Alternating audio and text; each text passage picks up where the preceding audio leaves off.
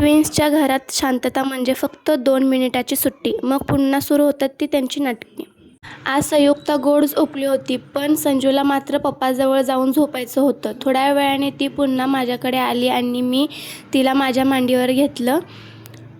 संयुक्ता माझ्याच मांडीवरती झोपली आणि माझी स्क्रिप्ट लिहायची तिथंच राहिली. आणि संजू तर बघा कशी पडली होती तिच्या पप्पाच्या अंगावरती. तेवढ्यात दोघीही उठल्यानंतर त्यांची मस्ती पुन्हा सुरू झाली. एकटी पप्पाच्या अंगावरती बसून टी व्ही बघत होती आणि दुसरी तर वेगवेगळे चेहरे करून नाही का तिचं वाकडं दाखवायचं काम चाललं होतं आणि मला हसवायचं काम चाललं होतं. हे तर ह्यांचं असंच चालू असतं. म्हणून मी तिथून उठले आणि लगेचच झाडू वगैरे मारायला घेतली.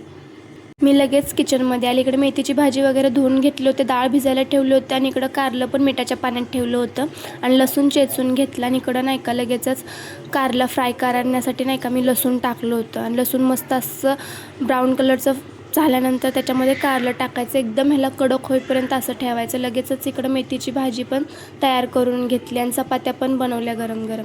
त्यांचा डब्बाही बांधला. मग ते गेले ऑफिसला. मी लगेचच इकडं आंघोळ पण करून घेतली आणि ह्या दोघींना पण घातली होती आणि ह्या दोघींना दूध दिलं प्यायला. आणि इकडं बघा पसारा पडला होता, मग तेच मी लगेचच आवरायला घेतलं. सगळे भांडे वगैरे घासून किचन पण असं आवरून घेतलं. तेवढ्यात त्या दोघी पण झोपल्या होत्या आणि बाहेर जाऊन बघतं तर काय असं जोरदार पाऊस चालू होता. मग तेवढ्यात आधूही आला होता घरी. मग काय त्यांची मस्ती तर डबल टिबल झाली होती, पण तो फोनमध्ये बिझी होता आणि संयुक्ताचं काम चाललं होतं त्याला मारायचं आणि सॉरी म्हणायचं. तर असंच आमचा दिवस जातो. तर भेटू नेक्स्ट ब्लॉगमध्ये. बाय.